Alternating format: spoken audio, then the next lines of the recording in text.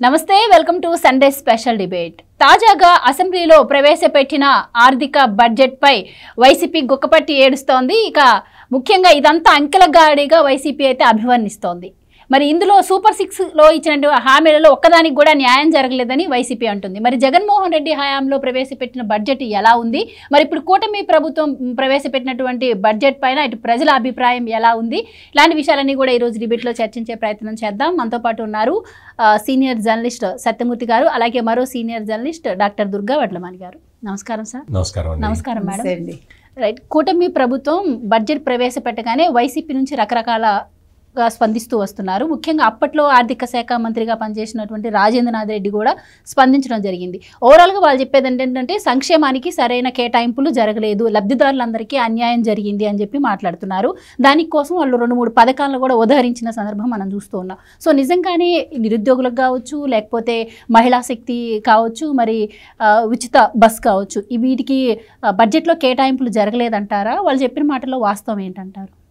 మనం హైవేల్లో తిరిగే లారీలు వెనక చూస్తే ఇసుక లారీలు కానీ వాటి మీద నన్ను చూసి ఏడవకు రాస్తారు. కాదు, ఆ తెలుగు కూడా సరే ఎడవకురా.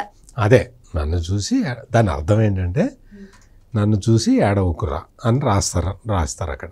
అంటే పదాలు కొంచెం తప్పు రాసినా కానీ ఏంటి అంటే నా ఇంత పెద్ద బాడీ ఉంది, నేను ఇంత లగేజీని తీసుకొని వెళ్తున్నాను, నీకు ఇది లేదు అని ఏడవమాగా అని దాని అర్థం. నన్ను చూసి ఏడవకురా అని లారీల వెనక రాయటానికి కారణం అది. ఇక్కడ మనం గమనించాల్సింది ఏంటంటే ఈ బుగ్గన రాజేంద్రనాథ్ రెడ్డికి, జగన్మోహన్ రెడ్డికి అన్ని తెలివితేటలు లేవు, రాష్ట్రం మొత్తాన్ని ప్రాస్పరిటీ వైపు తీసుకెళ్ళే నాలెడ్జ్ లేదు, టెక్నాలజీ తెలీదు, వాళ్ళకి భావదారిద్ర్యం మాత్రం పుష్కలంగా ఉన్నది. అందుకని ఏంటి అంటే జగన్మోహన్ రెడ్డి 5 సంవత్సరాల కాలంలో బడ్జెట్ ప్రవేశపెట్టాడు. ఎందుకు ప్రవేశపెట్టాడు? బడ్జెట్ ప్రవేశపెడితే తప్ప ఖర్చు పెట్టలేం కాబట్టి, అంటే అది చట్టబద్ధంగా అనివార్యం కాబట్టి పెట్టాడు తప్ప ఏ రోజున కూడా బడ్జెట్ని తూచా తప్పకుండా ఫాలో అవుదామన్న జ్ఞానాన్ని ప్రదర్శించలేదు. ఆయన చెప్తాడు, నాకు ఎన్నికల ప్రణాళిక నేను చెప్పింది, నాదేం బైబిల్, అదే ఖురాను, అదే భగవద్గీత, అదే నా కళ్ళల్లో కూడా అదే కనపడుతుంది. ఇటువంటి చెత్త కబుర్లన్నీ చెప్పేవాడు జగన్మోహన్ రెడ్డి. నీకు నీ ఎన్నికల మేనిఫెస్టో నీకు బైబిలు, ఖురాను, భగవద్గీత లాగా కనిపించింది కదా, నీ కళ్ళ ముందరే ఉంది కదా, నీ టేబుల్ మీద అదే పెట్టుకున్నానని చెప్పావు కదా, మరి అట్లా బడ్జెట్ని పెట్టుకున్నావా జగన్మోహన్ రెడ్డి? అట్లా మరి ఒక ప్రింట్అవుట్ తీసి జగన్మోహన్ రెడ్డికి ఇవ్వలేదా బుగ్గన రాజేంద్రనాథ్ రెడ్డి? నువ్వు ఫాలో కావాల్సింది బడ్జెట్ని కదా. ఏ రోజున కూడా జగన్మోహన్ రెడ్డి డబ్బులు బడ్జెట్లో కేటాయించిన డబ్బులని ఆ శాఖలో ఏ రోజున ఖర్చు పెట్టలేదు. ఉదాహరణకి ఒక 10,000 కోట్లు ఇరిగేషన్కి పెట్టాడు అనుకుందాం, ఉదాహరణ చెప్తున్నా. ఆ 10,000 కోట్లలో ఒక 8,000 కోట్లు జీతాలకి అయిపోయాయి. ఇంకా 2,000 కోట్లతోటి గ్రీజు కొనడానికి కూడా పనికి వచ్చేవి కాదు. అవి అట వదిలేసేవాడు. దాని గురించి పట్టింపు లేదు, దాని గురించి తెలీదు. నీటిపారుదల ప్రాజెక్టులు ఏంటవి? అవి ఇన్ఫ్రాస్ట్రక్చర్ ప్రాజెక్ట్స్ కిందకు వస్తాయి. ఒక నీటిపారుదల ప్రాజెక్టు కట్టి దాన్ని జాతికి అంకితం ఇస్తే ఆ ప్రాజెక్టు ద్వారా నీళ్లు పారి రైతులందరూ పంట పండించి ఆ పంటని అమ్ముకుంటే రాష్ట్ర ప్రభుత్వానికి ఆదాయం వస్తుంది, రైతుకి ఆదాయం వస్తుంది. రైతుకి ఆదాయం రావటము అంటే రాష్ట్ర ప్రభుత్వానికి దాని మీద ఆదాయం రావటం. మనం జీతం సంపాదించామనుకో, మనకి జీతం వస్తుంది, మనం ట్యాక్స్ కడతాం కదా. మనకి జీతమే రాకపోతే ట్యాక్స్ ఏం కడతాం? ఇదే అనమాట. అట్లాగే పంట పండితే రైతుకి ఆ ఉత్పత్తుల ద్వారా రాష్ట్ర ప్రభుత్వానికి ఆదాయం వస్తుంది. ఇది తెలియక జగన్మోహన్ రెడ్డి గ్రీజుకు కూడా డబ్బులు ఇవ్వకపోవటం వల్ల ఆయన సొంత ఉమ్మడి కడప జిల్లాలో అన్నమయ్య ప్రాజెక్టుకి గేట్లు కొట్టుకుపోతే 37 మంది వాషౌట్ అయిపోయారు, చచ్చిపోయారు. ఈ జగన్మోహన్ రెడ్డి ఇప్పుడు వచ్చి బడ్జెట్ బాగాలేదు, ఏం బాగాలేదో చెప్పు.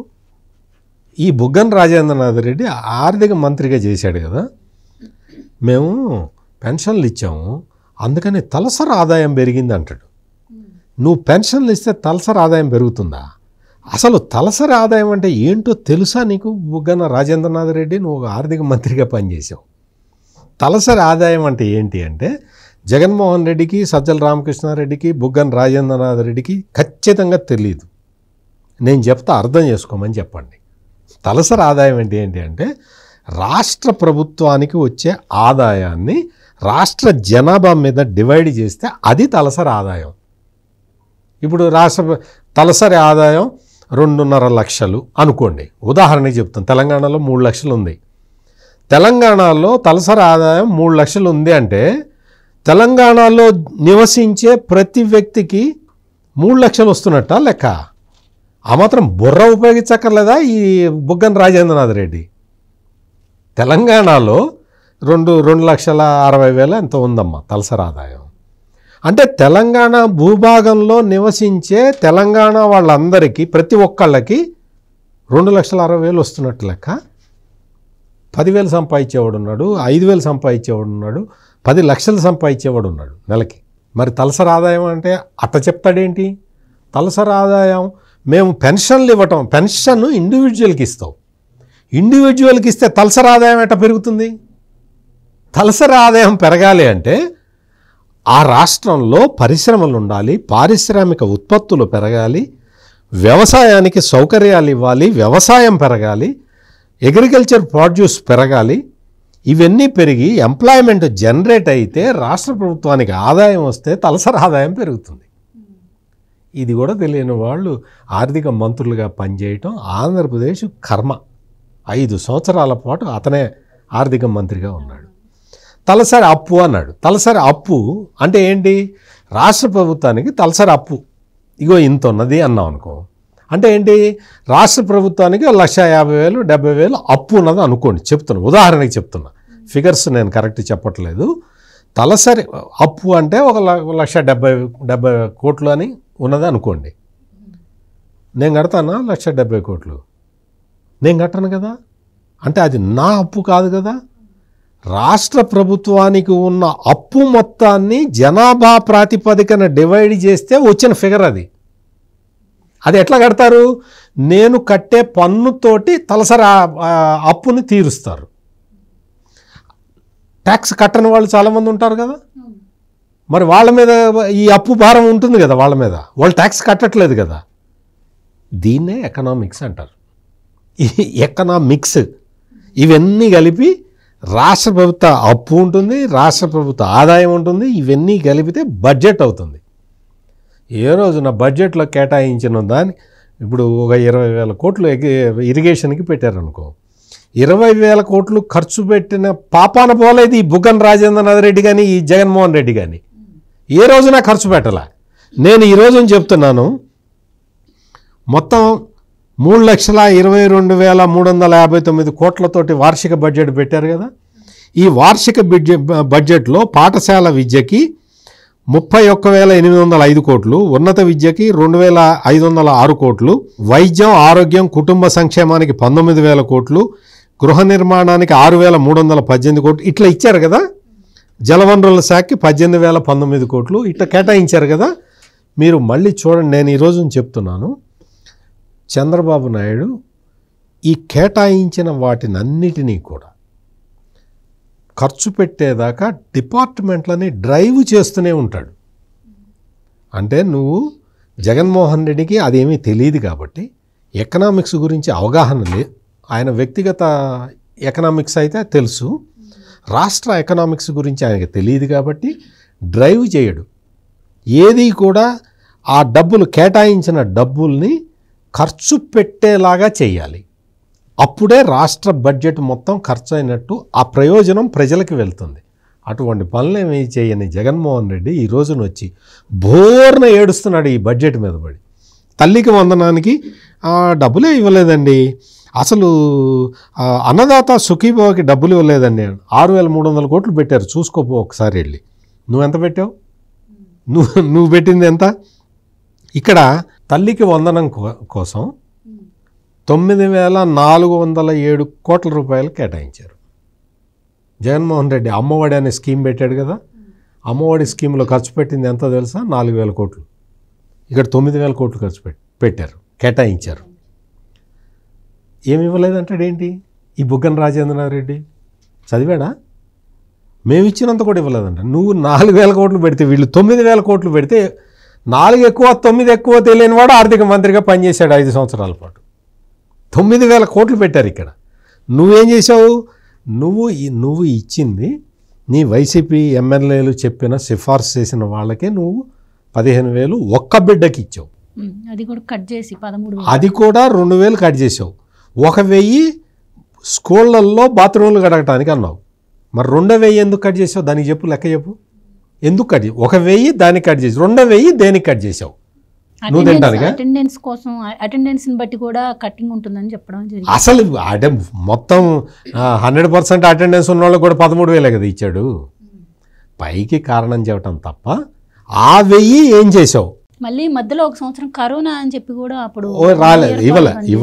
అవును, అటువంటి వచ్చి బుగ్గన రాజేంద్రనాథ్ రెడ్డి వచ్చి ఇప్పుడు 9,000 కోట్లు పెడితే తల్లికి వందనానికి కట్ చేశారు, తగ్గించారంటాడు. అన్నదాత సుఖీభవ దాని గురించి ఏదో పెద్ద రకరకాలుగా చెప్తూ ఉన్నాడు. అన్నదాత సుఖీభవ కోసం 6,300 కోట్లు ఖర్చు పెడుతుంటే ఏం ఖర్చు పెట్టట్లేదు అంటాడు. ఆ స్కీమ్ లేదంటాడు, ఇది అంటాడు, అది అంటాడు. అవగాహన రాహిత్యం. తలసరి ఆదాయం ఎంత తెలియదు, ఎట్లా వస్తుందో తెలియదు, తలసరి అప్పు ఎట్లా ఉంటుందో తెలియదు. ఈ ఆర్థిక మంత్రి వచ్చి బడ్జెట్ మీద విశ్లేషణ చేస్తున్నాడు. కర్మ, ఆంధ్రప్రదేశ్ ప్రజల కర్మ ఇతను 5 ఏళ్ళు ఆర్థిక మంత్రిగా పనిచేయటం. ఇటువంటి అవగాహన లేని వాళ్ళందరూ వచ్చి దీపం స్కీమ్ ఎగ్గొడుతున్నారంటాడు. 2,600 కోట్లు దీపం స్కీమ్కి, ఉచితంగా సిలిండర్లు ఇచ్చే స్కీమ్కి ఇక్కడ ప్రొవిజన్ పెడితే ఎన్నికల హామీ ఏది ఇంప్లిమెంట్ చేయట్లేదు అంటాడు. మీకు పెన్షన్లకు కూడా అతను ఇచ్చిన పెన్షన్లు నాకు ఎన్నికల ప్రణాళిక అంటే బైబిల్ ఖురాన్ అని చెప్పాడు కదా, నవరత్నాలే నాకు, అసలు నవరత్నాలు లేకపోతే ఈ ప్రపంచం మొత్తం, సృష్టి మొత్తం ఆగిపోతుందని చెప్పాడు కదా. నవరత్నాలకి ఎంత ఖర్చు పెట్టాడో చెప్పాడా ఈ బుగ్గన రాజేంద్రనాథ్ రెడ్డి? ఒక్క స్కీమ్కి, ఎన్టీఆర్ భరోసా పెన్షన్ స్కీమ్కి 27,518 కోట్లు కేటాయించారు ఈ బడ్జెట్లో. నేను చెప్పు, బుగ్గన రాజేంద్రనాథ్ రెడ్డి చెబితే మేమందరం వింటూ కూర్చోవాలి. ఏమాత్రం చిత్తశుద్ధి లేకుండా కేటాయించిన బడ్జెట్ని ఎక్కడా ఖర్చు పెట్టకుండా ఆ విధంగా బడ్జెట్ని పెట్టి బడ్జెట్కి అసలు అర్థమే లేకుండా చేసిన ఈ బుగ్గన రాజేంద్రనాథ్ రెడ్డి, జగన్మోహన్ రెడ్డి పాలనకి ఈ రోజున ఎన్డీఏ ప్రభుత్వం పాలనకి హస్తి మశాంతకం తేడా ఉంది, చాలా తేడా ఉంది. వీళ్ళకి అర్థం కాదు, చెప్పినా అర్థం కాదు. ఇక్కడ మొత్తం డ్రైవ్ ఉన్నది, ఇన్ఫ్రాస్ట్రక్చర్ డెవలప్మెంట్కి ఉన్నది, అన్ని రకాల డెవలప్మెంట్ కోసం అని చెప్పి ఇక్కడ ప్రొవిజన్స్ పెట్టుకొని ఉన్నారు. రైట్ మేడం, ఇప్పటి వరకు బడ్జెట్లో కొన్ని పథకాలకు కోతలు పెట్టారు అని ప్రచారం చేయడమే కాకుండా ముఖ్యంగా ఉన్న డబ్బంతా తీసుకుపోయి అమరావతిలో పెడుతున్నారు, ఉత్తరాంధ్రకు అన్యాయం చేస్తున్నారు, ఉత్తరాంధ్రలో మెట్రో రైలు అన్నారు, లేదంటే ఉత్తరాంధ్ర సుజలా శ్రవంతి అన్నారు. సో ఇప్పుడు వచ్చేసేమో మేము తీసుకొచ్చిన పారిశ్రామిక కారిడార్లని వాళ్ళు తీసుకొచ్చినట్టు ప్రచారం చేస్తున్నారు అని చెప్పి అంటున్నారు. నిజంగానే మరి ఉత్తరాంధ్రకు ఎలాంటి బడ్జెట్ కేటాయించలేదంటారా? మీరేం చెప్తారు?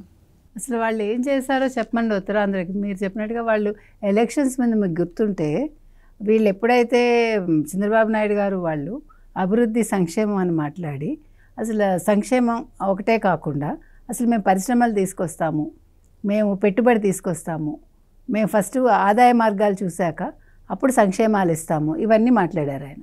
ఇవి మాట్లాడినప్పుడు వాళ్ళు కొత్తగా తెర మీదకి ఏం తీసుకొచ్చారు, మేము ఇన్ఫోసిస్ తీసుకొచ్చాము, అప్పుడు 1-2 చెప్పారు వాళ్ళు. అప్పుడు మన గుడ్డు అమర్నాథ్ గారు కూడా ఆ ఇన్ఫోసిస్ గురించి, తర్వాత ఈ రామాయపట్నం గురించి ఇవన్నీ మాట్లాడటం జరిగింది వాళ్ళు.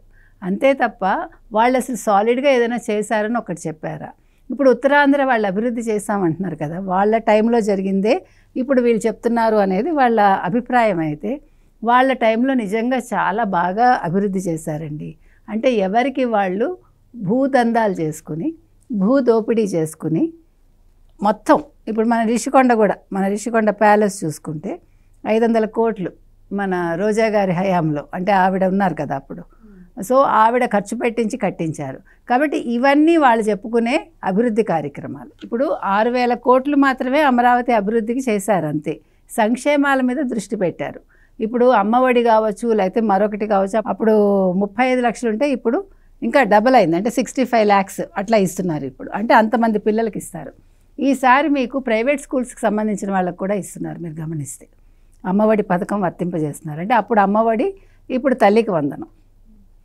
ఇది తెలుగుదేశం కూటమి హయాంలో తల్లికి వందనం పథకం కింద ఇప్పుడు 15,000 ఇస్తున్నారు. అప్పుడు వాళ్ళు 13,000 ఇచ్చారు. ఇచ్చి చాలా తక్కువ మందికి ఇచ్చారు. అక్కడ బడ్జెట్ కేటాయింపులు ఇందాక వారు చెప్పినట్టుగా అక్కడ బడ్జెట్ కేటాయింపుకి ఇక్కడ బడ్జెట్ కేటాయింపుకి తేడా మనమే చూసాం.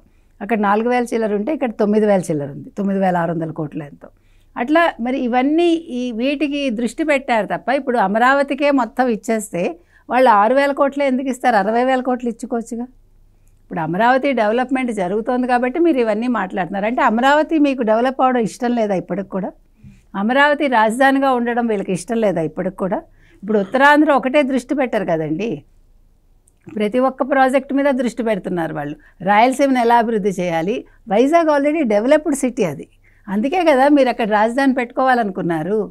అది డెవలప్ అయింది కాబట్టి అక్కడ భూములకి ధరలకి రెక్కలు వచ్చాయి కాబట్టి మీ కన్ను అక్కడ పడింది. కానీ ఇక్కడ అది కాదు కదా. ఇప్పుడు ఏవి డెవలప్ అవ్వాలో వాటి మీద ఈ ప్రభుత్వం దృష్టి పెడుతోంది. ఆల్రెడీ డెవలప్ అయిన దాని మీద దృష్టి పెట్టరు ఎప్పుడూ కూడా. ఇప్పుడు పిల్లల్లో కూడా ఎవరికి మేధాశక్తి ఎక్కువ ఉందో వాళ్ళకంటే మేధాశక్తి తక్కువ ఉన్న పిల్లల మీద తల్లిదండ్రులు దృష్టి పెడతారు. వాళ్ళకి ఇంకొంచెం ఎక్కువ అంటే శ్రద్ధ వహించి వాళ్ళ మీద దగ్గరుండి చదివిస్తారు. అలాగా ఇప్పుడు ఏ జిల్లాలు అయితే వెనకబడి ఉన్నాయో వాటిని తొందరగా అంటే త్వరితగతిన ఎట్లా పైకి తీసుకురావాలి, వాళ్ళ తలసరి ఆదాయం అక్కడ ఉండే ప్రజలది ఎలా పెంచాలి, ఇవన్నీ ఆలోచిస్తారు తప్ప ఆ రకంగా ఈ ప్రభుత్వం ముందుకెళ్తుంది. వాళ్ళల్లాగా ఏది డెవలప్ అయితే దాని మీద కన్నేసేసి మిగతా వదిలేసి మిగతా వాటికి బడ్జెట్ ఇవ్వకుండా అట్లాంటి పిచ్చి పనులు ఏవి ఈ ప్రభుత్వం చేయలేదు. ఈ బడ్జెట్ అనేది చాలా అద్భుతంగా ఉంది కాబట్టి ఇవాళ వాళ్ళు ఇన్ని మాట్లాడుతున్నారండి. ఇంకొకటి, జగన్మోహన్ రెడ్డి ఇంతవరకు బడ్జెట్ మీద మాట్లాడారా సార్? లేదు, ఇంకా మాట్లాడలేరు కూడా. అంటే అతనికి నోట్స్ ఇంకా రాలేదు. అంటే ఫోన్ మాత్రం దొరికిందండో ఈసారి. ఇప్పుడు జగన్మోహన్ రెడ్డి కొత్తగా ఫోన్ వచ్చి పోసాని కృష్ణమురళి భార్యతో మాట్లాడారు. కానీ పాప ఇంకా దీనికి ఇవ్వలేదు. అంటే లీవ్లో ఉన్నాడమ్మా. మరి 3 రోజులు అయిపోయింది. ఇంతవరకు మరి నాకు ప్రతిపక్ష హోదా కావాలని అడిగాడు కదా. మరి ప్రతిపక్ష హోదా ఇచ్చుంటే మరి ఇలా మాట్లాడకపోతే ఏమిస్తారు సార్? ఇలాంటి మాట్లాడాలి కదా. అసలు నిజంగా నీకు ప్రతిపక్ష హోదా కావాలని అనుకుని ఉంటే నువ్వు అసెంబ్లీకి వచ్చి ఉండేవాడు. అసెంబ్లీలో నిన్న బడ్జెట్ సమావేశాల్లో పాల్గొని నేను ఒక ప్రతిపక్ష నేతని, నాకు దీని మీద అవగాహన ఉంది అని దాని మీద ఆ డిస్కషన్లో పాల్గొని అతని అభిప్రాయాలు పంచుకోవాలి. ముందు క్రిటిసిజం కాదండి అభిప్రాయం పంచుకోవటం అంటే. ఒక ప్రతిపక్ష నేత చేయాల్సింది ఏంటంటే సజెషన్స్ ఇవ్వాలి ఫస్ట్. ఇగో ఇది మీరు ఇది చేశారు సార్, ఇది బాగుంది, కానీ దీన్ని ఇంకో రకంగా చేయొచ్చు. He has to give the advise or suggestion. అక్కడ ఇవ్వాల్సింది అది తెలివైన వాడు చేసే పని. నాకు ప్రతిపక్ష హోదా వస్తే నాకు క్యాబినెట్ ర్యాంక్ హోదా వస్తుంది, నాకు బుగ్గ కారు వస్తుంది, నేను అది ఉంటే కానీ నేను అసెంబ్లీకి రాను అంటే దానికి ఇలాగే ఉంటుంది. ఇన్ని రోజులైనా కూడా 3 రోజులు అవుతుంది బడ్జెట్ ప్రవేశపెట్టి ఇంతవరకు దాని మీద ఒక్క మాట మాట్లాడలేదు. బుగ్గన రాజేంద్ర ప్రసాద్ ఏం మాట్లాడతాడు? ఇందాక వారు చెప్పినట్టుగా అతనికి ఏం తెలుసు అని మాట్లాడతాడు. ఎంతసేపు వీళ్ళు ఒక రాయి వేయడం తప్ప అసలు నిజమైన ప్రతిపక్షం అయితే ఎవరైనా సరే మంచి చెడు రెండూ చెప్పాలి. ఈ బడ్జెట్ ఇది బాగుంది, ఇందులో లోటుపాట్లు ఇవి, మీరు ఈ రకంగా చేయొచ్చు, ఒక సజెషన్ ఇస్తే ఎవరైనా తీసుకుంటారు. ఇప్పుడు చంద్రబాబు నాయుడు గారికి ఎకనామిక్స్ తెలుసు కాబట్టి, ఆయనకు ఆర్థిక శాస్త్రం మీద పట్టుంది కాబట్టి ఆయన ఏదైనా కూడా ఆయన ఏమంటారు కర్తలా మలకాలన్నీ ఆయనకి. లెక్కలు కావచ్చు, లేకపోతే సబ్జెక్ట్ కావచ్చు, ఏదైనా మీకు అది తెలియనప్పుడు తెలుసుకుని మాట్లాడాలి కదా. మరి ప్రతిపక్ష నేత కావాలి అన్నప్పుడు మరి చుట్టూ ఉండేవాళ్ళు, సాక్షిలో పనిచేసే వాళ్ళు కూడా చెప్పాలి కదండి. వాళ్ళు ఇప్పుడు ఇన్ని చర్చలు పెడుతూ ఉంటారు కదా, కనీసం ఆ చర్చల్లో మెన్షన్ చేయాలి కదా. సార్ మీరు కొంచెం అంటే జగన్ గారు కూడా వచ్చి ఉంటే బాగుండేది, వారు కూడా పాల్గొని ఉంటే బాగుండేది, అలాంటి సజెషన్స్ ఇవ్వచ్చు. ఎందుకు చెప్తున్నామంటే ప్రతిదానికి క్రిటిసిజం ఒక్కటే కాదండి ఒక పరిష్కార మార్గం. ఫస్ట్ దాని లోటుపాట్లు మాట్లాడగలగాలి, దాని మీద అవగాహన ఉండి ఓకే ఈ బడ్జెట్ మీరు 3 లక్షల 22,359 కోట్లు ఎంతో మీరు ఈ సంవత్సరం ఇచ్చారు, మేము గతంలో 2,79,000 ఎంతో ఇచ్చాం మేము. సో ఈ తేడా ఇంత ఉంది మీది, ఇది ఎట్లా తీసుకొస్తారు, లేకపోతే ఇంత మీరు ద్రవ్యలోటు చూపించారు, ఇంత వినియోగం చూపించారు, ఇట్లా వాళ్ళు మాట్లాడితే ఓకే పర్వాలేదు, ఈ ప్రతిపక్ష హోదాకి వీళ్ళు కొద్దిగా పనికొస్తారేమో అప్పుడు ఆలోచన చేసి ఉండేవాళ్ళు. ఇప్పుడు ఏదీ లేకుండా ఇంకా ఎలాగా దారులు మూసుకుపోయాయి అనుకోండి, ఇంకా అవకాశం కూడా లేదు. ఏది ఏమైనా ఈ బడ్జెట్ మీద వాళ్ళు రాళ్ళు వేశారని బాధపడక్కర్లేదు. ఎందుకంటే అసలు సబ్జెక్ట్ మీద అవగాహన లేని వాళ్ళు ఏం మాట్లాడినా పట్టించుకోవాల్సిన పనే ఉందండి. ఇప్పుడు చంద్రబాబు నాయుడు గారికి పని చేయటమే తెలుసు, పని చేయించటమే తెలుసు, కాబట్టి ఆయన ఇవేం పట్టించుకోరు. బడ్జెట్లో ఆయన ఇచ్చినవన్నీ కూడా అమలయ్యాయా లేదా, త్వరితగతిని టైంకి వెళ్తున్నాయా లేదా ప్రజలకి, అంతే ఆయన దృష్టి పెడతారు. పయ్యావుల కేశవ్ లాంటి ఒక ఆర్థిక మంత్రి ఉండగా చంద్రబాబు నాయుడు గారు ఏదైనా కూడా సజావుగానే చేస్తారు. ఇక్కడ ఇంకొక ఇదేంటంటే అన్ని డబ్బులన్నీ తీసుకొచ్చి అమరావతిలో పోస్తున్నారు అని ఏడుపు. వైసీపీ ఆ ఏడుపు చూస్తే ఒక రకంగా కంపరం పుడుతుంది. ఏంటి ఏడుపు? తెలిసి తెలియని ఏడుపు, అంటే తెలియకుండా అబద్ధాలు చెప్పే ఏడుపు. అమరావతికి తీసుకొచ్చి డబ్బులన్నీ పోయటం లేదు. చంద్రబాబు నాయుడు చాలా క్లియర్ కట్గా అమరావతి డబ్బులు అమరావతివే, పోలవరం డబ్బులు పోలవరమే అని క్లియర్ కట్గా చెప్తున్నాడు. ఒకదాని నుంచి ఒకదానికి మళ్ళించను అని ఆయన క్లియర్ కట్గా చెప్తున్నాడు. ఈ అమరావతికి 6,000 కోట్ల రూపాయలు రాష్ట్ర బడ్జెట్లో ప్రొవిజన్ పెట్టారు. ఎందుకు పెట్టారు అంటే 33,000 ఎకరాలని రైతులు అమరావతికి ఇచ్చారు ల్యాండ్ పూలింగ్లో. ఇచ్చినప్పుడు వాళ్ళకి యాన్యుటీ ఇవ్వాలి. కౌలు రైతులకి పరిహారం, కౌలు రైతులకి వాళ్ళకి ఉపాధికి ఇస్తున్నారు, రైతులకి కౌలు ఇవ్వాలి. వీటన్నిటికీ ప్రొవిజన్ పెట్టుకోవడం అనేది ఒక ఇంపార్టెంట్ విషయం రాష్ట్ర ప్రభుత్వానికి. అందుకు 6,000 కోట్లు ప్రొవిజన్ పెట్టుకున్నారు. ఇది రైతులకు ఇచ్చేది.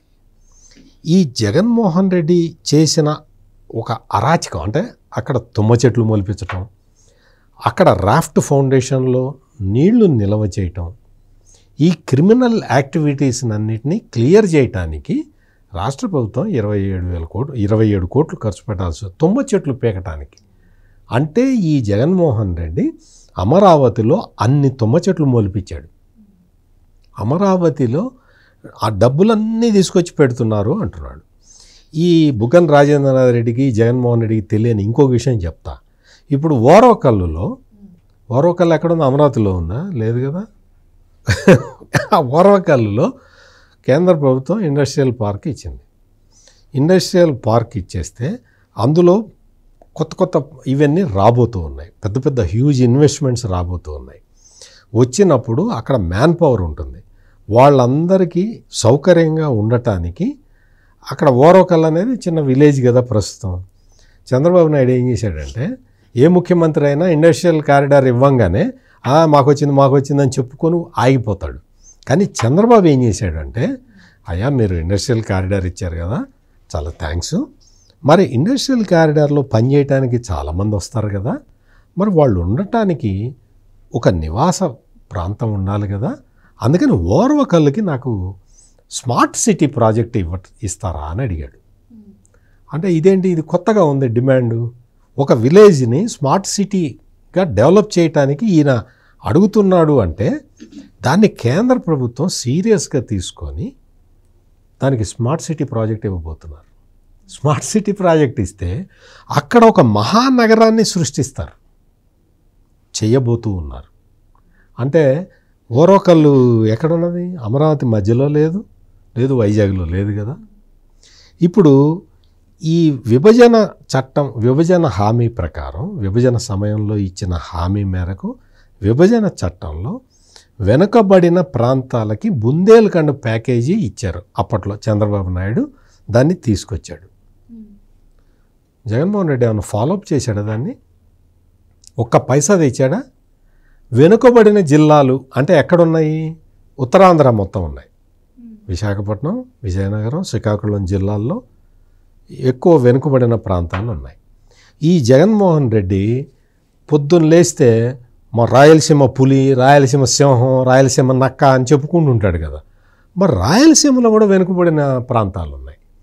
ఈ వెనుకబడిన జిల్లాలకి బుందేల్ఖండ్ తరహా ప్యాకేజీని ఆ రోజున అప్పుడు కాంగ్రెస్ ప్రభుత్వం ప్రామిస్ చేసింది. తర్వాత చంద్రబాబు నాయుడు ముఖ్యమంత్రిగా ఉన్నప్పుడు, నరేంద్ర మోడీ ప్రధానమంత్రిగా, అరుణ్ జైట్లీ కేంద్ర ఆర్థిక మంత్రిగా ఉన్నప్పుడు కొంత ఫండ్స్ ఇవ్వటానికి మళ్ళీ అగ్రిమెంట్ జరిగింది. ఆ తర్వాత గవర్నమెంట్ మారింది. జగన్మోహన్ రెడ్డి తెచ్చాడా? జగన్మోహన్ రెడ్డికి అసలు వెనుకబడిన ప్రాంతాల అభివృద్ధికి నిధులు ఇస్తారన్న విషయం తెలుసు. కానీ అందులో మనకేం మిగలదు కదా అని అడగలే ఈ జగన్మోహన్ రెడ్డి. ఇప్పుడు వెనుకబడిన ప్రాంతాలకి నిధులు వస్తున్నాయి. ఇంకొక పాయింట్ ఏంటి అంటే, ఉత్తరాంధ్రలో భోగాపురం ఎయిర్పోర్ట్ని చంద్రబాబు నాయుడు ఇప్పుడు మొత్తం డెడ్ లైన్ పెట్టి కట్టిస్తున్నాడు. భోగాపురం ఎయిర్పోర్ట్ వచ్చేస్తే ఉత్తరాంధ్ర మొత్తం అక్కడంతా డెవలప్ అయిపోతుంది. ప్లస్ భోగాపురం ఎయిర్పోర్ట్కి మిగిలిన రోడ్లు ఏవి డిస్టర్బ్ చేయకుండా సముద్రం ఒడ్డున ఒక స్పెషల్ కారిడార్ వేసే ప్రయత్నం చేస్తున్నాడు. అది తీసుకెళ్ళి మొత్తం భోగాపురం ఎయిర్పోర్ట్కి కలుపుతారు. భోగాపురం ఎయిర్పోర్ట్ వచ్చిన తర్వాత అందులో సివిల్ ఏవియేషన్ యూనివర్సిటీని పెట్టిస్తున్నాడు. ఇవన్నీ జరుగుతూ ఉన్నాయి. అక్కడ చంద్రబాబు నాయుడు చేస్తున్న పని ఇది. ఈ భోగాపురం ఎయిర్పోర్టు, ఈ సివిల్ ఏవియేషన్ యూనివర్సిటీ, వీటితో పాటు అక్కడ ఆ మొత్తం పెరిగే ఆర్థిక ఎకనామిక్ యాక్టివిటీ వల్ల ఎన్ని లక్షల మందికి ఉపాధి దొరుకుతుందో మీరు ఆలోచించండి. అది ఉత్తరాంధ్ర డెవలప్మెంట్ అంటే. అవగాహన ఉన్న ముఖ్యమంత్రి అట్లా చేస్తాడు. అవగాహన లేని జగన్మోహన్ రెడ్డి లాంటి ముఖ్యమంత్రి ఏం చేస్తాడంటే, కోర్టుకి చెప్పాడు. ఇది నేనేదో కల్పించి చెప్పటం కాదు. ఉత్తరాంధ్ర డెవలప్ కావాలండి, డెవలప్ కావాలి అంటే నేను అక్కడికి వెళ్ళి కూర్చోవాలండి. నేను వెళ్తే అండి ఆఫీసర్లందరూ వచ్చి నా చుట్టూతో కూర్చుంటారండి. ఆఫీసర్లందరూ చుట్టూతో కూర్చుంటే ఆటోమేటిక్గా ఉత్తరాంధ్ర డెవలప్ అవుతుందండి అని చెప్పాడు ఈ జగన్మోహన్ రెడ్డి. కోర్టుకి చెప్పిన విషయం న్యాయస్థానానికి ఇటు చెప్తాడా? ఏ ముఖ్యమంత్రి ఏం చెప్తా? ఏ కామన్ సెన్స్ ఉన్న ఏ ముఖ్యమంత్రి నేను ఈయన వెళ్ళి కూర్చుంటే డెవలప్ అవుతుందిట. అంటే అసలు అభివృద్ధి మీద అవగాహన లేదు. ఏ ప్రాజెక్టు ఎట్లా తీసుకురావాలో తెలీదు. అక్కడ రాయలసీమ డెవలప్ అవుతున్నది, ఇక్కడ ఉత్తరాంధ్ర డెవలప్ అవుతున్నది. అమరావతికి పెట్టిన 6,000 కోట్ల రూపాయలు రైతులకి, కౌలుకి ఇచ్చే డబ్బులు ఆయన ఇవ్వలే కదండి లాస్ట్ టైం. వాళ్ళకి ఎగ్గొట్టాడు కదా, మొత్తం 4 ఏళ్ళ నుంచి ఎగ్గొడుతూనే ఉన్నాడు. అవును. ఇప్పుడు నీకు అట్లా అమరావతికి నిధులు పెడితే ఈ నిధులన్నీ తెచ్చి అక్కడ ఖర్చు పెడుతున్నట్టు ఏడుపు. పొద్దున్న లేచిందే 3 రోజుల నుంచి ఏడుస్తూనే ఉన్నారు ఈ వైసీపీ వాళ్ళు. అండ్ ఇంకొకటి సార్, కూటమి ప్రభుత్వం వచ్చిన తర్వాత ఈ 9 నెలల్లోనే 1.40 లక్షల కోట్లు అప్పు చేసింది. సో మా ప్రభుత్వ హయాంలో రాష్ట్రం అప్పుల్లో కూరుకుపోయిందన్నారు. ఇప్పటికే ఇంత అప్పు చేసి అందుకే సూపర్ 6లో ఇచ్చిన హామీలకి బడ్జెట్ని అంతగా కేటాయించలేకపోయారు. మేము ఏంటంటే అతనికి అవగాహన లేదు, ఆర్థిక మంత్రికి అవగాహన లేదు, జగన్మోహన్ రెడ్డికి అవగాహన లేదు, ఎవరికి అవగాహన లేదు. ఇక్కడ మొత్తం తీసుకొచ్చింది ఈ 9 నెలల కాలంలో 44,000 కోట్ల రూపాయల అప్పు. జగన్మోహన్ రెడ్డి చెప్తున్నది తప్పుడు లెక్క, పచ్చి అబద్ధం. అసలు ఏం సిఆర్డిఏ అప్పు తెచ్చింది అన్నాడు. చూపించు జగన్మోహన్ రెడ్డి ఎక్కడి నుంచి తెచ్చిందో. సిఆర్డిఏకి అప్పు వచ్చిందా? ఎక్కడొచ్చింది? ఎట్లా వచ్చింది? అక్కడ ఏషియా అభివృద్ధి బ్యాంక్ ఇచ్చే ఫండ్ ఇంకా రాలేదు, ప్రపోజల్ పంపించారు. అది వచ్చిన తర్వాత అది ఎందుకు వస్తుంది? అది వచ్చిన తర్వాత ఇక్కడ ల్యాండ్ డెవలప్ అయితే ఆ డెవలప్ అయిన ల్యాండ్ నుంచి వచ్చే ఇన్కమ్ తోటి అప్పు కట్టుకుంటారు. సిఆర్డిఏ చేసిన అప్పుకి రాష్ట్ర ప్రభుత్వం సబ్సిడీ ఇచ్చి దాన్ని ఏం తీర్చక్కర్లేదు. ఇది బేసిక్గా అసలు ఇటువంటి అవగాహనే లేదు. అమరావతి అనేది సెల్ఫ్ సస్టైనబుల్ ప్రాజెక్టు, ఆ విషయమే తెలీదు. వీళ్ళు వచ్చి పొద్దున్న లేచిన దగ్గర నుంచి ఏడవటం తప్ప. ఇక్కడ మొత్తం బడ్జెట్ పక్కడబందీగా బడ్జెట్ పెట్టారు. ఎక్కడి నుంచి ఉత్తరాంధ్ర అభివృద్ధి అక్కడ జరిగే ప్లాన్లు అక్కడ చేస్తున్నారు. రాయలసీమ అభివృద్ధికి రాయలసీమ ప్లాన్ చేస్తున్నారు. ప్రతి ప్రాంతం డెవలప్ కావాలని జిల్లాకు ఒక ప్రయారిటీ, ఉమ్మడి జిల్లాకి ప్రయారిటీ సెక్టార్ తీసుకున్నారు. ఆ ప్రయారిటీ సెక్టార్లో అన్నీ వస్తూ ఉన్నాయి. అదే ఏడుపు ఈ జగన్మోహన్ రెడ్డికి ఏడుపు. అందుకని ఇక్కడ అసలు వాళ్ళు వైసీపీ ఏడుపు అంతా కూడా తప్పు. అబద్ధం. ఇంకొకటి కూడా ప్రజలకు తెలియాల్సి ఉంది సార్. అంటే మేము మా టైంలో వృద్ధి రేటు బాగుండడం వల్ల మేము నవరత్నాల్లో ఇచ్చిన హామీలన్నీ నెరవేర్చాము అని చెప్పి అంటూ ఉన్నారు. అంటే ముఖ్యంగా ఇక్కడ క్యాపిటల్ ఎక్స్పెండిచర్ విషయానికి వస్తే ఇప్పుడు 48,000 కోట్లకు పైన కూటమి ప్రభుత్వం కేటాయించింది. మరి జగన్మోహన్ రెడ్డి గారి హయాంలో ఎంత కేటాయించడం జరిగింది? మరి నిజంగానే అంత వృద్ధి రేటు ఉందంటారు? అప్పుడు చాలా మంచి ప్రశ్న అడిగావమ్మా. బుగ్గన రాజేంద్రనాథ్ రెడ్డికి తెలియని ప్రశ్న అడిగావు. బుగ్గన రాజేంద్రనాథ్ రెడ్డికి తెలిసేలాగా ఒక చిన్న పాయింట్ చెబుతా. క్యాపిటల్ ఎక్స్పెండిచర్ మూలధన వ్యయం అనేది రాష్ట్రం కానీ దేశం కానీ అభివృద్ధికి చిహ్నం. అంటే నువ్వు క్యాపిటల్ ఎక్స్పెండిచర్ ఎంత పెడతావు అనే దాని మీద రాష్ట్రం అభివృద్ధి చెందుతుందా లేదా అనేది తెలుస్తుంది. జగన్మోహన్ రెడ్డి 5 సంవత్సరాల కాలంలో క్యాపిటల్ ఎక్స్పెండిచర్ అనేది ఈశాన్య రాష్ట్రాల కన్నా తక్కువ ఖర్చు పెట్టాడు. ఈశాన్య రాష్ట్రాలు అంటే తెలంగాణ రాజధాని హైదరాబాద్ ఉంది కదా, హైదరాబాద్లో ఒక 10 కాలనీలు కలిపితే అంత ఉంటుందన్నమాట. అటువంటి చిన్న రాష్ట్రాలు అందులో పెట్టే క్యాపిటల్ ఎక్స్పెండిచర్ కన్నా తక్కువ క్యాపిటల్ ఎక్స్పెండిచర్ పెట్టిన ఘనుడు జగన్మోహన్ రెడ్డి. ఇక్కడ తీసుకొచ్చిన అప్పులో క్యాపిటల్ ఎక్స్పెండిచర్ ఎక్కువ ఉంటే దాన్ని రీపే చేసే కెపాసిటీ ఉంటుంది. జగన్మోహన్ రెడ్డి టైంలో 30,000 కోట్ల రూపాయలు క్యాపిటల్ ఎక్స్పెండిచర్కి పెట్టి అందులో 6,000 కోట్లు మాత్రమే ఖర్చు పెట్టాడు. 30,000 కోట్లు బడ్జెట్లో చూపించాడు. నేను ఫస్ట్లో చెప్పింది అదే. బడ్జెట్ కేటాయింపులు ఏవి కూడా జగన్మోహన్ రెడ్డి ఖర్చు పెట్టలే. ఇప్పుడు ఏం చెప్తాడు? నేను 30,000 కోట్లు పెట్టానంటాడు. ఖర్చు ఎంత పెట్టావు? 6,000 కోట్లు పెట్టావు క్యాపిటల్ ఎక్స్పెండిచర్కి. ఇక్కడ చంద్రబాబు నాయుడు 48,000 కోట్ల రూపాయలు క్యాపిటల్ ఎక్స్పెండిచర్కి పెట్టాడు. మీరు సంవత్సరం గడిచిన తర్వాత మీరు చూడండి, మీరు మళ్ళీ నన్ను అదే క్వశ్చన్ అడగండి. నేను క్యాపిటల్ ఎక్స్పెండిచర్ కింద ఈ 48,000 కోట్లు ఖర్చు అయిందో లేదో మీకు విత్ ఫ్యాక్ట్స్ అండ్ ఫిగర్స్ మీకు చెప్తా. ఎందుకంటే చంద్రబాబు నాయుడు ఆయన దృష్టి అంతా క్యాపిటల్ ఎక్స్పెండిచర్ మీదే ఉంటుంది. ఆయన డ్రైవ్ అటే ఉంటుంది. క్యాపిటల్ ఎక్స్పెండిచర్ తోటే రాష్ట్రం పురోగమిస్తున్నదా తిరోగమిస్తున్నదా అనేది అర్థమవుతున్నది. ఆ విషయం తెలిసిన వ్యక్తి కాబట్టి చంద్రబాబు నాయుడు క్యాపిటల్ ఎక్స్పెండిచర్ మీద ఎక్కువ దృష్టి పెడతాడు. జగన్మోహన్ రెడ్డికి క్యాపిటల్ ఎక్స్పెండిచర్ అంటే ఏమీ తెలియదు కాబట్టి అతనికి అసలు ఏమీ తెలియదు. రైట్ మేడం, ముఖ్యంగా పర్యాటక రంగం అభివృద్ధి చెందుతూనే రాష్ట్రం అభివృద్ధి చెందుతుంది అని చెప్పి మీరే చెప్పారు. కానీ అదే పర్యాటక రంగానికి తూతు మంత్రంగా నిధులు ఇచ్చారు. అలాగే ముఖ్యంగా చూసుకున్నట్టయితే మత్స్యకారులకు కూడా అంతే, అంటే అన్ని వర్గాలను మోసం చేసినట్టే మత్స్యకారులకు కూడా మోసం చేయటం జరిగింది. ఆక్వా రైతులకు కూడా విద్యుత్ తగ్గించిస్తామని చెప్పి వాళ్ళని కూడా మోసం చేశారు అని చెప్తున్నారు. నిజంగానే పర్యాటక రంగానికి ఈసారి బడ్జెట్లో తగ్గిందంటారా? మీరేం చెప్తారు? మత్స్యకారులకు ఇవ్వాల్సిన డబ్బులు కూడా 20,000కి పెంచి మత్స్యకారులు మాట్లాడుకుందాం అండి. మత్స్యకారులకు ఇంతకుముందు 10,000 ఉంది, ఇప్పుడు 20,000 చేశారు. అది తెలియదేమో మరి, ఒకసారి ఫిగర్స్ పంపించాలి మనం. ఎందుకంటే వాళ్ళు వేట నిషేధం ఉంటుంది కదా, వాళ్ళకి ఒక టైం ఉంటుంది. అందుకోసం వాళ్ళకి ప్రత్యేకంగా 20,000 ఇస్తామని చెప్పారు. తర్వాత అందరికీ కూడా 200 యూనిట్లు అనేది ఉంది అక్కడ. అది నిన్న బడ్జెట్లో క్లియర్ కట్గా ఇచ్చారు వాళ్ళు. అంటే అదే ఇప్పుడు వీళ్ళకి కూడా 200 యూనిట్లు ఉచితం అనేది ఉందండి, అందరికీ ఇచ్చినట్టుగానే. చేనేత కార్మికులకి వీళ్ళందరికీ ఇచ్చారు కదా, ఆ రకంగా వీళ్ళకి కూడా ఉంది. తర్వాత పర్యాటక రంగం గురించి వాళ్ళు మాట్లాడద్దు. వాళ్ళు పర్యాటక రంగంలో పనిచేసిన రోజా గారు ఏం చేశారో ప్రపంచానికి తెలుసు. 500 కోట్లు పెట్టి ఇవాళ ఆ రిషికొండ ప్యాలెస్ కట్టించింది ఆవిడ. వాళ్ళు పర్యాటక రంగం గురించి మాట్లాడటం ఏంటండి? మీకు ఎంత బడ్జెట్ కేటాయించారని కాదు కదా, ఇప్పుడు తక్కువ బడ్జెటా ఎక్కువ బడ్జెటా కాదు, వాళ్ళు పర్యాటక రంగానికి ఏం చేయాలో వాళ్ళు చాలా ఆలోచిస్తున్నారు. ఇప్పుడు మనం మొన్న చూసాం, దానిలో భాగంగానే టెంపుల్ సిటీ కూడా నిర్మిస్తున్నారని కూడా. టెంపుల్ సిటీ నిర్మాణం జరుగుతుంది.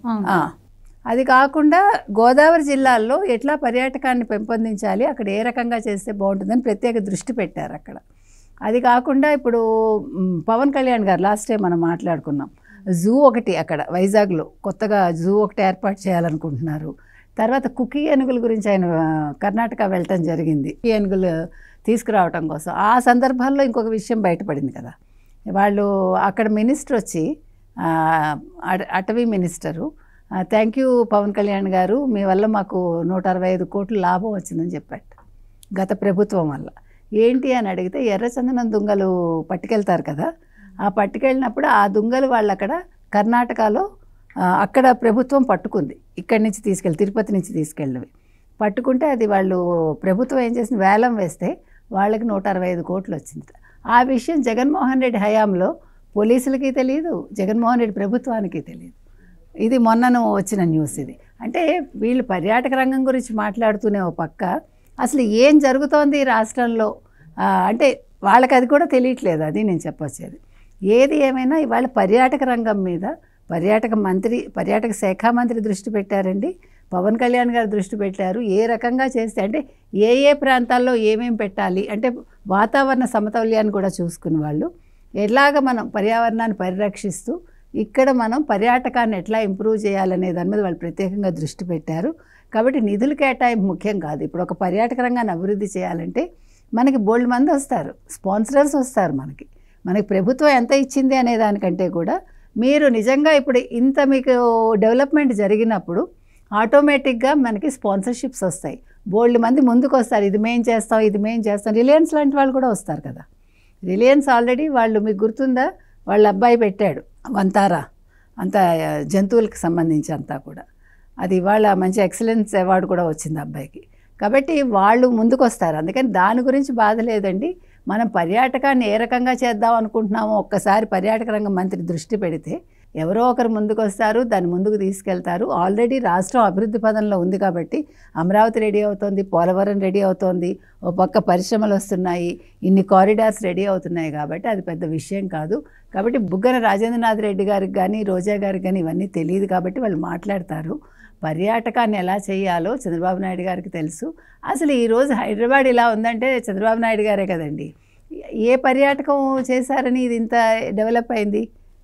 కాబట్టి డెవలప్మెంట్ గురించి పర్యాటక రంగాన్ని గురించి వైసీపీ వాళ్ళు చెప్పక్కర్లేదు. చంద్రబాబు నాయుడు గారు కొత్తగా ఆయన ఏం పాఠాలు నేర్చుకోక్కర్లేదు. ఆయన ప్రపంచానికే పాఠాలు చెప్పిన వ్యక్తి. Right. Thank you so much madam. Thank you so much sir. నమస్కారం. ఇది వాళ్ళ డిబేట్. మరో డిబేట్తో మళ్ళీ కలుద్దాం. Keep watching.